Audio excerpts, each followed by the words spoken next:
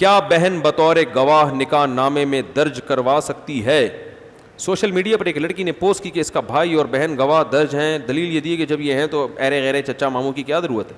نکاح والد صاحب نے پڑھایا, شادی کے حوالے سے تقریر والدہ نے کی. کیا زبردست نکاح ہے, والد نے نکاح پڑھایا, تقریر کس نے کی؟ والدہ نے. زبردست کام ہو گیا بھائی. بہن ضرور گواہ بن سکتی ہے, بالکل.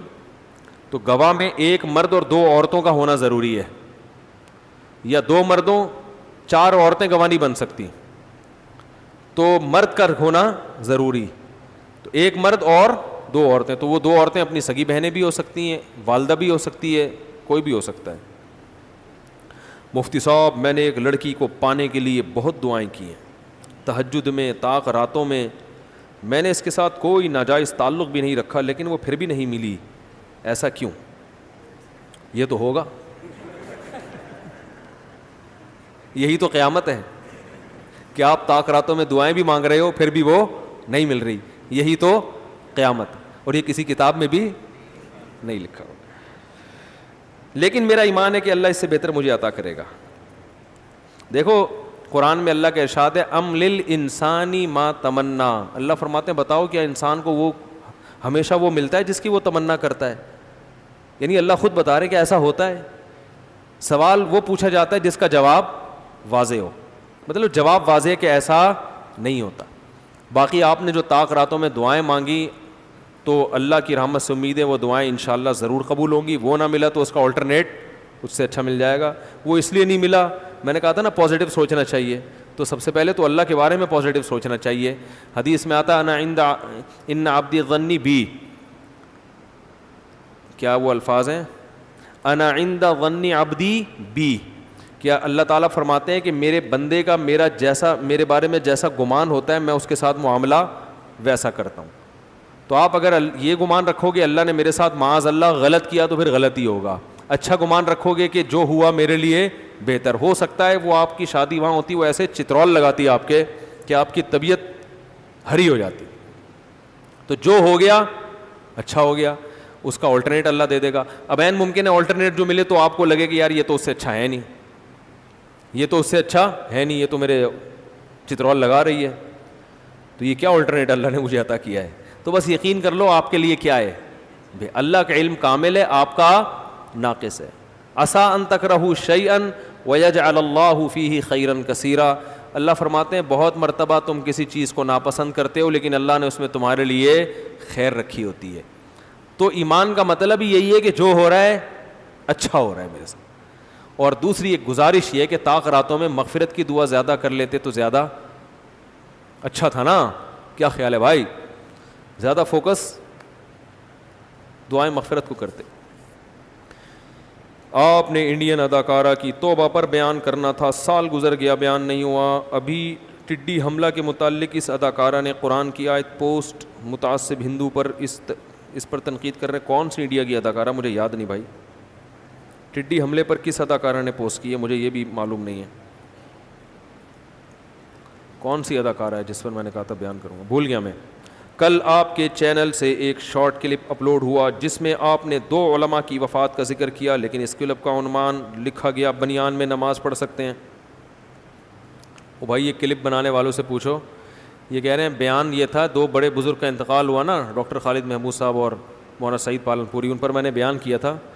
تو جو کلپ جو ہے اس میں لکھا ہے بنیان میں نماز پڑھنا. سمجھ رہے ہیں؟ تو یہ نوٹ کر لیں, یہ ان کو بولیں کیا کر رہے ہو اللہ کے بندو.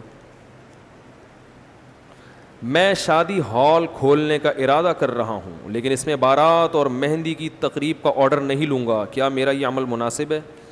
تو پھر آپ وہاں پر قل شریف پڑھوائیں, دانے رکھوا لیں, آیت کریمہ کا ورد کروا لیں, کاروبار آپ کا چلنے والا نہیں.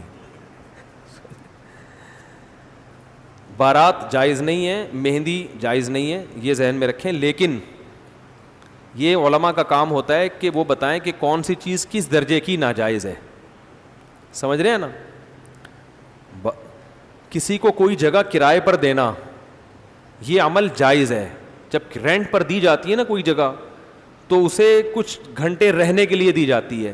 اب اس میں وہاں بیٹھ کے پکوڑے بیچے یا وہاں مصلی بچھا کے نمازیں پڑھے, مثال کے طور پر آپ کسی کو گھر دیتے ہو کرائے پر, تو آپ نے رہنے کے لیے دیا نا, اب وہاں اس میں وہ نماز پڑھے یا فلم دیکھے تو کرایہ آپ کے لیے حرام ہوگا فلم دیکھنے پہ, اس لیے کہ آپ نے فلم دیکھنے کے لیے وہ گھر نہیں دیا, آپ نے رہنے کے لیے دیا ہے.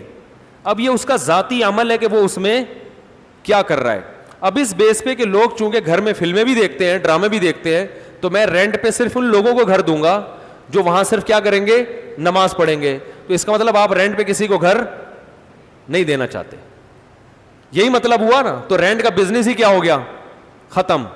جب بزنس ختم ہوگا تو پھر آپ تھوڑے دن میں جب گھر سے آپ کو صلواتیں اور مختلف قسم کے پروگرام, آپ کو وہی میسج نہیں جو الو کا پٹھے والا میسج آیا تھا ٹھیک ہے نا, اس قسم کے میسج آئیں گے تو آپ جائیں گے ڈپریشن میں. جب آپ ڈپریشن میں جائیں گے تو گالیاں دینے کا جو آپ کو گناہ ملے گا نا, وہ یہ بارات والے گناہ سے زیادہ ہوگا. تو جو شرعی گنجائش ہے اس سے فائدہ اٹھانا چاہیے. آپ گھر کسی کو دے رہے ہیں رہائش کے لیے, ٹھیک ہے, آپ بہتر ہے اس کو کہہ دیں یار ڈرامے نہ دیکھو, فلمیں نہ دیکھو, یہ نہ کرو, وہ نہ کرو, ایک اچھی بات ہے. یا نیک لوگوں کو دیں, آپ کے پاس اگر چوائس ہو تو کس کو دیں, نیک لوگوں کو گھر دیں تاکہ برکت ہو گھر میں. اور لیکن اس کا آمدن کے حلال یا حرام ہونے سے تعلق نہیں ہے, آمدن رہائش کی دی جا رہی ہے. تو اسی طرح جب آپ شادی ہال بناتے ہیں تو آپ کسی کو بھی مختلف قسم کی تقریبات, یعنی وہ آپ کو ہم اتنے 2 گھنٹے کے لیے ہال دے رہے ہیں, آپ اس میں تقریبات کریں یا نہ کریں, یہ ہال والے کا ہیڈک نہیں ہوتا, یہ اس کا ہیڈک ہوتا ہے جس نے وہ ہال رینٹ پر لیا ہے. اب وہ اس میں بیٹھ کے حج کا پروگرام کرے یا وہ مہندی کرے یا بارات کرے تو اس سے آپ کی ارننگ حرام نہیں ہوتی. ہاں اعلیٰ درجے کے تقوی کا تقاضا یہ ہے کہ آپ ان کو یہ کہہ دیں کہ بھائی یہاں بارات اور مہندی نہ کرو, یہ صرف ولیمے کے لیے.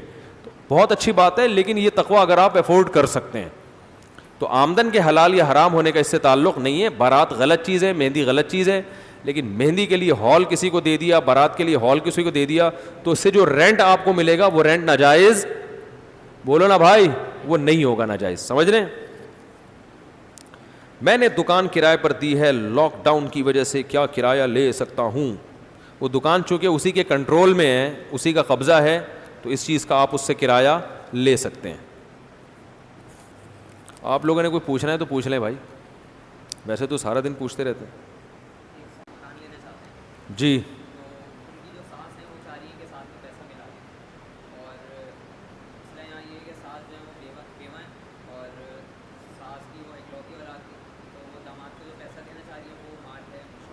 مشکوک مال ہے, وراثت کا, وراثت نہیں دی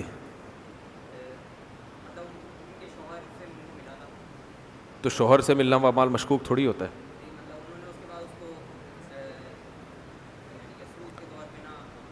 اچھا, دیکھیں جب کوئی انویسٹمنٹ کے لیے پیسہ دے رہا ہے تو اگر آپ کو غالب گمان ہے کہ یہ حرام ہے پھر تو وہ پیسہ استعمال کرنا جائز نہیں. اگر صرف شک و شبہات ہے تو پھر وہ پیسہ جائز ہے. حلال ہونے کا یقین ہونا ضروری نہیں ہے, ایسے تو کسی کا بھی یقین نہیں ہوتا کہ حلال ہے. وہ ایسی لیبارٹری بھی نہیں ہے جہاں نوٹ داخل کرو تو وہ رپورٹ آ جائے کہ یہ حلال ہے کہ حرام ہے. اور تو کوئی بات نہیں پوچھنی کسی نے؟ جی کیا بول رہے ہیں؟ بیوہ عورت سود نہیں کھا سکتی. بیوہ عورت, آج کل بیوہ عورتیں یہ بات کام بہت کر رہی ہیں کہ وہ پیسہ رکھ کے سود لیتی ہیں, یہ جائز نہیں ہے. مہندی میں گانا بجانا ہوگا, یہ بھی حرام ہے, ناجائز ہے. لیکن آپ نے جو ہال دیا ہے نا وہ گانے بجانے کے لیے نہیں دیا. گانا بجانا ان کا ذاتی عمل ہے, غلط ہے, اس کو روکنا بھی چاہیے جتنی استطاعت ہو, لیکن ارننگ آپ کی حرام نہیں ہوگی. بالکل ایسے ہی جیسے آپ نے گھر کرائے پر دیا, اب اس میں کوئی گانا بجانا کر رہا ہے, ڈانس کر رہا ہے, تو وہ اس کا ذاتی عمل ہے نا. دیکھو آپ کسی کو چاقو بنا کے دیتے ہیں اور وہ چاقو سے لے جا کے کسی بندے کو مار دے, تو یہ تھوڑی کہ چاقو کی پیمنٹ جو اس نے کی تھی وہ حرام ہو گئی.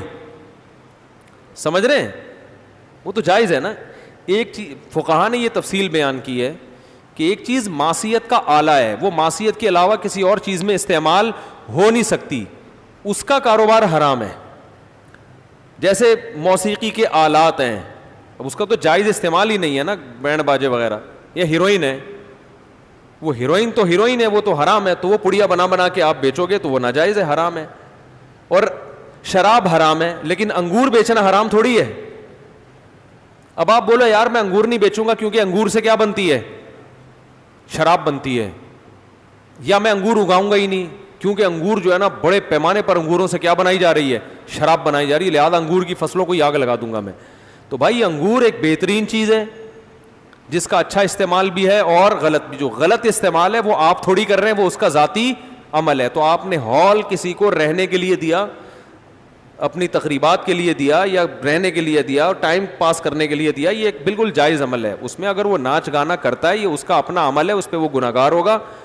لیکن آپ کو کی جو ارننگ ہوگی, جو رینٹ ہوگا, وہ ناجائز نہیں ہوگا. ہاں آپ نے کوئی ایسا اسٹوڈیو بنا دیا جس میں ناچ گانا ہی ہو سکتا ہے, جو صرف کس کے لیے استعمال ہو سکتا ہے؟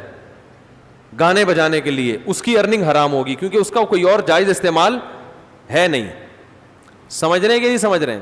جیسے شراب ہی بنا دی کسی نے تو وہ تو ناجائز ہو جائے گی نا, وہ تو شراب بنا کے بیچ رہا ہے. انگور بیچنا جائز ہے, شراب بیچنا جائز نہیں ہے.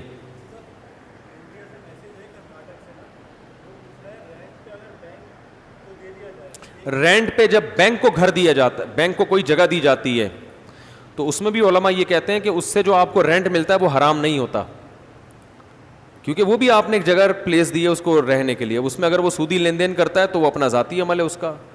جیسے آپ گھر کسی کو کرائے پر دیں, وہ اس نے جناب وہاں پہ سودی کاروبار شروع کر دیا تو ناجائز ہے وہ کاروبار کرنا, لیکن رینٹ تھوڑی حرام ہوگا. لیکن پھر بھی بینک کو نہ دیں تو اچھا ہے. دیکھیں سہولت کا, یہ بہت اچھا سوال کیا کہ ہم سہولت کار تو بن رہے ہیں. فقہا اس لیے کہتے ہیں دین فقہا سے پوچھو. سہولت کاری کے درجات ہوتے ہیں.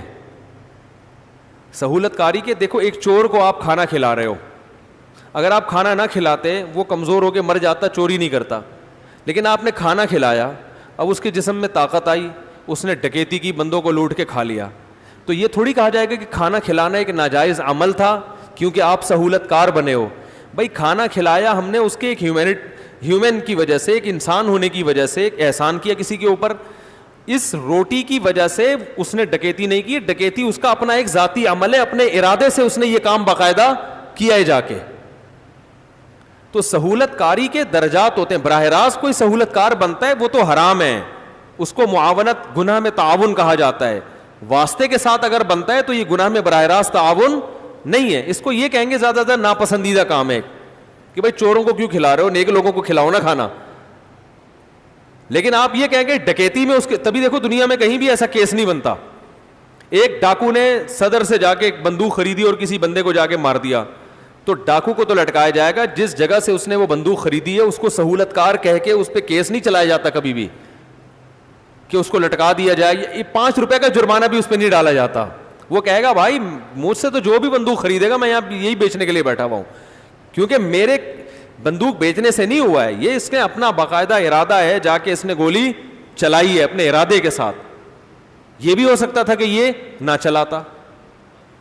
ہاں یہ الگ بات ہے کہ آپ نے اگر اس کے ساتھ نیت یہ تھی کہ یہ کرے گناہ تو آپ کو گناہ ملے گا کہ آپ نے گناہ کا ارادہ کیوں کیا.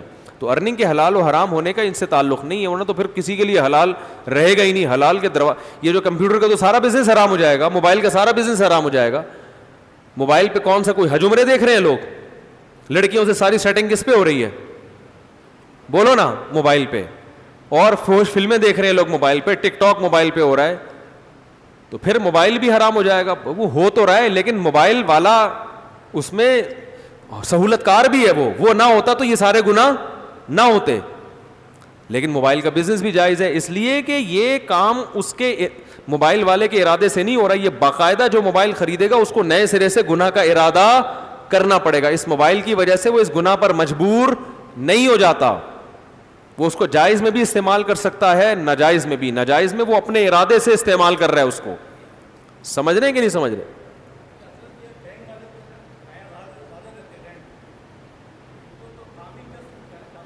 ہاں یہ آپ کہہ سکتے ہیں ان کی ارننگ سود کی ہے تو اپنی سودی ارننگ سے یہ رینٹ دیتے ہیں.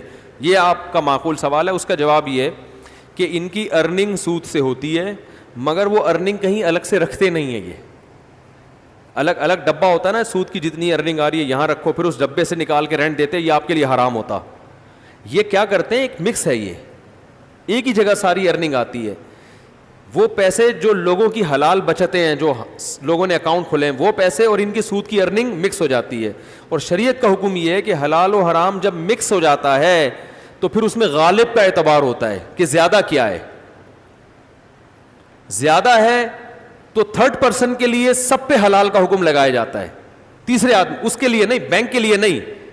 بینک کو تو یہی شریعت حکم دیتی ہے کہ جتنا حرام کمایا آپ اس میں سے وہ سارا صدقہ کرو, لیکن تھرڈ پرسن کے لیے اس میں سہولت ہے. اس کو یہ کہا جا رہا ہے کہ چونکہ مکس کر دی ہے, اس کی ہم یوں مثال دیتے ہیں, ایک آدمی رشوت بھی کماتا ہے اور اس کی تنخواہ بھی ہے, تو ہم یہ کہتے ہیں بھائی اگر حرام رشوت زیادہ ہے تو اس کے گھر کی دعوت قبول کرنا جائز نہیں ہے, کیونکہ غالب یہ کہ رشوت سے کھلا رہا ہوگا. اگر حلال اس میں زیادہ ہے, رشوت کا ریشو کم ہے, تو دعوت قبول کرنا جائز ہے, کیونکہ غالب یہ ہے کہ یہ کس سے کھلا رہا ہوگا, حلال سے. تو شریعت میں پھر یہ نہیں ہے کہ 100% پہ نہیں ہے, غالب پہ اعتبار ہے. تو یہاں بھی ایسا ہی ہے.